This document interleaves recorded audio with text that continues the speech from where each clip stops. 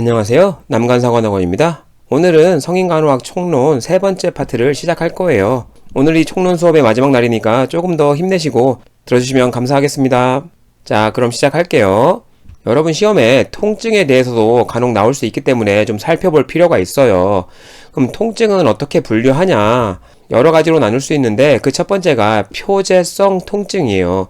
이 표제성이라는 것 자체가 쉽게 이야기하면 겉에서 나타나는 통증이잖아요. 그러니까 유해 자극이 주어진 지점에서 통증을 느끼는 것.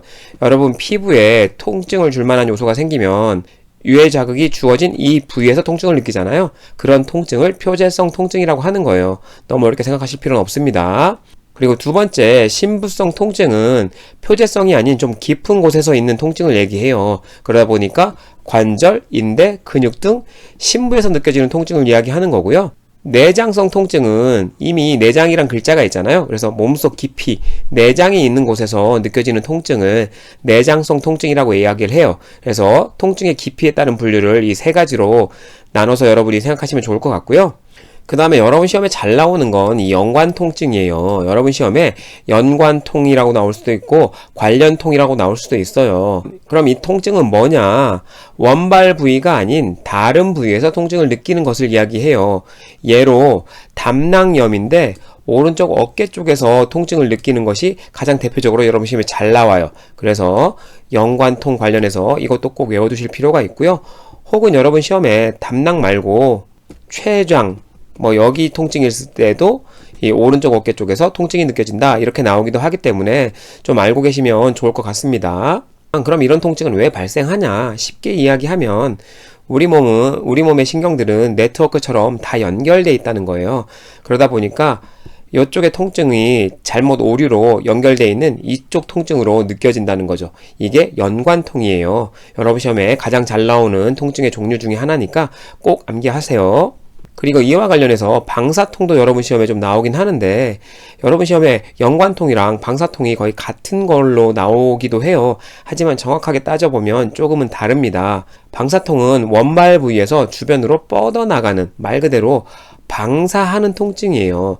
가장 대표적인 게 허리 디스크라든지 심근경색이죠.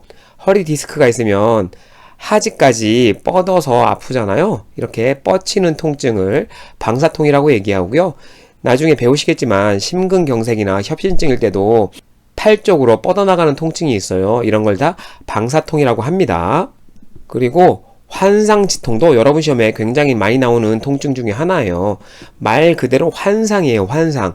사지를 절단한 환자가 당연히 그 다리나 혹은 팔에 통증을 느낄 수가 없는데 잘려나간 부위에 통증을 느끼는 거예요. 말 그대로 환상이다 해서 쉽게 외우시면 되는 부분입니다. 그리고 여러분 시험에 가끔 통증의 특징도 시험에 나오기 때문에 잠깐 살펴보고 넘어갈게요. 당연히 어린이가 어른보다 통증을 더 심하게 느끼고요.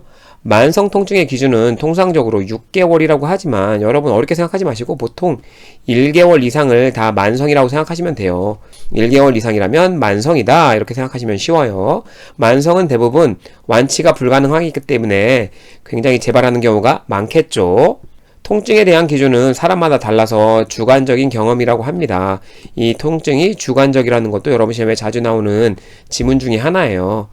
주관적, 객관적의 차이는 개개인마다 다르면 주관적이고요. 줄자라든지 몸무게를 측정하는 체중계로 측정을 하게 되면 누구나 동일하게 나오잖아요. 그런 걸 객관적이라고 이야기하는 거죠. 필요하면 통증에 대한 감수성이 높아집니다. 당연히 필요하면 통증이 쉽게 느낀다는 특징이 있고요. 통증 관리에 연료법과 냉료법이 둘 다 사용되어져요. 그래서 나중에 기본간호학에서 배우겠지만 연료법과 냉료법의 기전은 조금씩 달라서 적용되는 적응증도 조금씩 다른데 통증 관리에는 연료법, 냉료법 둘 다 사용될 수 있다는 것도 여러분 시험에 좀 나올 수 있는 부분이에요. 그리고 여러분 총론에서 시험에 가장 잘 나올 수 있는 부분이자 여러분이 꼭 이해하셔야 되는 부분 중에 하나가 쇼크예요. 그러면 이 쇼크는 뭐냐? 신체의 세포와 조직 대사에 필요하나 산소가 공급되지 못하여 일어나는 생명을 위협하는 현상. 그래서 쉽게 얘기하면 순환의 부전이에요. 심장이 잘 뛰어서 순환이 잘 돼야 되는데 이 순환이 문제가 생기면 산소가 공급되지 않겠죠. 그래서 그 산소가 공급되지 못해서 일어나는 생명을 위협하는 현상을 쇼크라고 이야기합니다. 쇼크도 여러 가지 종류로 나눌 수 있는데 대표적으로 저혈량성 쇼크가 여러분이 가장 이해하기 쉬운 쇼크예요. 이름 그대로 저혈량이잖아요. 피가 없는 거예요.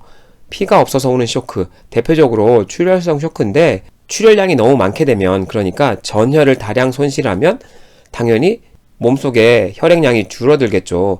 그로 인해서 혈액량 부족이 원인이 되기 때문에 당연히 순환이 잘 될 수가 없어요. 혈액이 부족하니까. 그렇죠? 그게 출혈성 쇼크예요. 그리고 저혈량 쇼크의 또 다른 하나가 화상성 쇼크예요.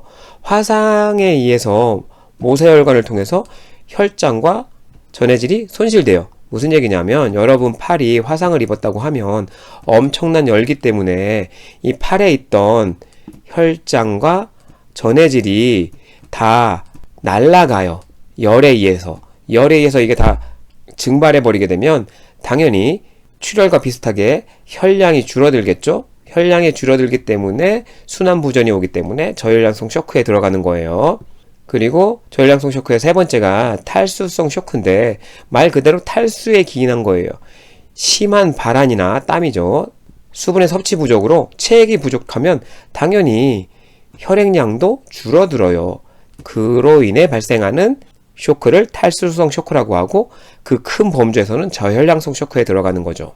그 다음으로 신경성 쇼크를 볼 텐데 신경성 쇼크는 신경이 손상돼서 오는 쇼크예요. 이 신경성 쇼크는 자율신경계가 관여해요. 이 자율신경계에 대한 부분은 해부학에서 이미 한번 알려드린 적이 있어요. 자율신경계는 크게 교감신경계와 부교감신경계로 나눠요. 자율적으로 우리 몸을 조절하는 신경계거든요. 그중 교감신경계가 손상이 되면 혈압이 떨어지고 심장의 기능도 떨어져요. 그로 인해서 발생하는 순환이 부족해진 상황을 신경성 쇼크라고 하는 거예요. 그러니까 교감신경계가 손상돼서 순환이 부족해져서 발생하는 쇼크이기 때문에 신경의 문제다, 신경성 쇼크라고 얘기하는 거예요. 교감신경과 부교감신경계는 필히 여러분이 좀 알고 있어야 되는 기본 상식입니다. 제 강의 중에 해부학 수업에 들어있는 부분이기 때문에 그쪽 부분을 좀 공부해 주시면 이 부분이 훨씬 이해가 쉬울 거예요. 그리고 쇼크의 또 다른 종류인 알러지성 쇼크는 알러지 때문에 발생하는 쇼크예요. 이 알러지성 쇼크의 가장 대표적인 쇼크가 아나필락시스예요. 아나필락시스는 또 다른 말로 아나필락틱 쇼크라고도 해요. 그래서 아나필락시스, 아나필락틱 쇼크 다 같은 말이고요. 이 아나필락시스는 과민 반응으로 인해서 발생하여 과민 반응이라는 게 알러지예요. 알러지. 그래서 과민 반응으로 인해서 혈관이 이랬던 것이 이렇게 확장되게 되면, 이완되게 되면 혈압이 떨어집니다. 혈압이 크게 떨어지게 되면 제대로 전신에 혈액을 제공할 수 없어요. 그 혈액에는 산소와 영양분이 있겠죠. 당연히 영양분보다는 산소의 역할이 굉장히 커요. 이 산소가 제대로 안 가기 때문에 문제가 생기는 게 쇼크거든요. 그러니까 이 이완된 혈관 때문에 문제가 발생하는 것을 알러지에 인해서 혈관이 너무나 확장, 이완되면서 혈압이 뚝 떨어지게 되고 그로 인해 전신에 산소가 부족하게 된 것이 알러지성 쇼크입니다. 그 다음 시민성 쇼크는 크게 두 가지로 나눌 수 있는데 마음 심자를 써서 감정적으로 문제가 생겼을 때도 쇼크가 와요. 순환부전이 생기고 여기서 시민은 심장에 기인한 쇼크라는 거예요. 그래서 심장 질환의 문제로 심장이 제대로 펌프 역할을 못하기 때문에 심장이 펌프 역할을 못하면 당연히 혈압이 떨어지고 제대로 맥박이 안 뛰겠죠. 그러니까 제대로 순환이 이루어지지 않으면서 발생하는 쇼크를 시민성 쇼크라고 얘기하는 거예요. 나중에 배우시겠지만 심부전이나 혹은 협심증 그리고 심근경색 등이 이에 해당되겠죠. 심장에 문제가 생겨서 쇼크가 발생하는 걸 시민성 쇼크라고 합니다. 그럼 쇼크의 증상은 뭐냐? 앞전에도 알려드렸지만 순환부전이에요. 쇼크는 순환이 안 되기 때문에 뭐가 부족하다? 전신에 산소가 부족한 거예요. 이걸 잘 기억하시고 보면 순환이 안 되기 때문에 당연히 피부에 혈액이 제대로 가지 않아요. 그러니까 차고 축축해요. 그리고 산소가 없기 때문에 청색증이라든지 창백이 올 수 있고, 이 전신에 산소가 부족하니까 그것을 보완하기 위해서 심장에서 최대한 보완하기 위해서 맥박수를 늘려요. 그리고 전신에 산소가 부족하니까 호흡을 많이 해서 최대한 산소를 주려고 하는 거죠. 그러다 보니까 맥박과 호흡수가 증가하고, 당연히 앞전에 알려드린 여러 가지 이유로 혈압이 떨어집니다. 이게 가장 대표적인 쇼크의 증상이에요. 그리고 혈압이 떨어지고 순환이 부족하다 보니까 소변도 줄어요. 이런 것들이 다 연결되어 있는 부분이기 때문에 여러분이 기본적으로 이런 원리를 잘 파악하시면 이 부분은 외우지 않고도 충분히 쉽게 여러분이 알게 되실 거예요. 그런 원리를 배우기 위해서는 해부학을 잘 이해하셔야 되고, 그리고 앞으로 성인간호학을 하면서 해부학을 곁들여서 잘 알려드릴 테니까 그 부분을 잘 따라오시면 될 것 같아요. 자, 그 다음으로 쇼크 환자의 간호. 그러면 지금 전신에 순환이 부족하니까 어떻게 하면 순환을 조금은 도와줄 수 있겠냐? 골반 고위를 취해주는 거죠. 이 골반 고위가 뭐냐 하면 이렇게 해서 다리만 드는 게 골반 고위예요. 이 하지를 들어 올리게 되면 하지에 있던 수분이 어디로 가겠어요? 네, 심장으로 가는 걸 도와줘요. 그러니까 순환이 부족하기 때문에 심장으로 가는 혈액량을 증가시키는 거죠. 그렇게 함으로써 쇼크의 증상을 그나마 완화시킬 수 있는 거죠. 그래서 여러분 시험에 굉장히 많은 답으로 나옵니다. 골반고이는. 골반고이의 또 다른 이름은 트렌델렌버그 체위예요.